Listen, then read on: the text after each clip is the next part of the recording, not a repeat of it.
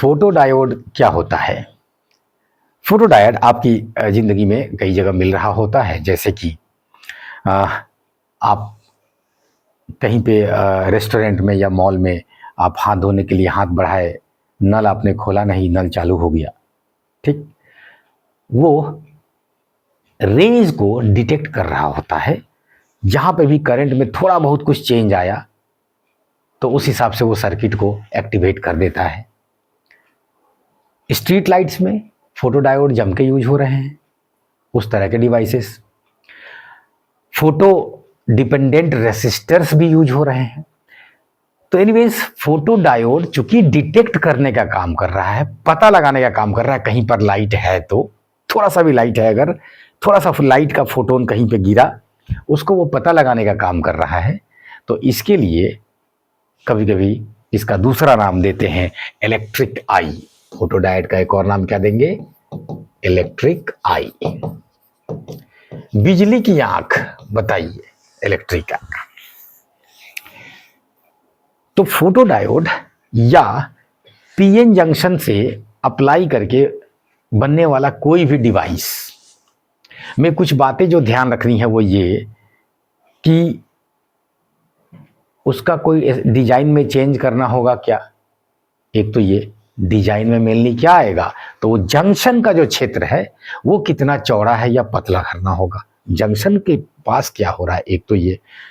दूसरा ये कि उसको जो बैटरी से जोड़ के रखा गया है अगर पहले से, तो रिवर्स में जोड़ के रखा गया है कि फॉरवर्ड में। तो दो तीन जो सबसे ज़्यादा फेमस है वो याद रखेंगे। फोटोडायोड को पहले से रिवर्स में जोड़ के रखते हैं, जेनर डायोड को भी रिवर्स में जोड़ते हैं। जो एलईडी लाइट्स है जो आज के डेट में दुनिया को बदल रहा है, light emitting diodes, PN junction पे ही बेस्ड है वो भी डिवाइस। तो वो फॉरवर्ड बायसिंग में इस्तेमाल होता है ऑलवेज। फोटोडायोड में होता क्या है, तो लाइट जैसे पड़ा, एक बॉन्ड को तोड़ा और एक फ्री इलेक्ट्रॉन और एक होल यानी EH पेयर आपको मिला, इलेक्ट्रॉन होल पेयर मिला। ठीक है ना। मतलब इलेक्ट्रॉन को वैलेंस बैंड से तोड़ के ले जाके कंडक्शन बैंड में पहुंचा दिया। तो ये जो बैंड गैप है उतना एनर्जी कम से कम होना चाहिए किसका? फोटोन का, तभी ये काम हो पाएगा। और जैसे ही आपको पता चल गया फोटोन का एनर्जी तो वेवलेंथ बता देंगे, वेवलेंथ पता चल गया तो एनर्जी बता देंगे।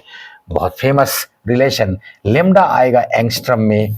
अगर आप 12,400 को डिवाइड करेंगे एनर्जी किस में? इलेक्ट्रॉन वोल्ट में। ये तो बड़ा रेडीमेड रिलेशन है और बड़ा सुंदर है। एप्लीकेबल ओनली टू फोटोन्स, याद रखिएगा। ये नहीं कि आप एक्सेलरेटेड इलेक्ट्रॉन का निकाल रहे हैं वेवलेंथ और ये लगा दिए, नहीं चलेगा, नहीं चलेगा। एनीवेज यहाँ पे आइए, 12,400 डिवाइडेड बाई 2.5 देख लीजिए कितना आया। तो 4 5 से के आसपास आएगा ये, ठीक है ना। एनीवेज चलिए पूरा ही निकाल लेते हैं। तो लगभग 5, ऑलमोस्ट 5,000 आ रहा है। पूरा क्या निकाले, ऑलमोस्ट 5 आ ही रहा है, तो रहने दीजिए, कोई दिक्कत नहीं। तो अब देखिएगा, it can detect a signal of, अब 5,000 तो आंसर में है नहीं, तो आप कहेंगे कि तब हम किसको चुने। तो अब बताइए कि जो 5,000 को डिटेक्ट कर सकता है, इस एनर्जी वाले फोटोन को जो डिटेक्ट कर सकता है, क्या ये उससे ज्यादा एनर्जी वाले को नहीं डिटेक्ट कर सकता है? बिल्कुल कर सकता है, लेकिन उससे कम वाले को कर सकता है कि नहीं?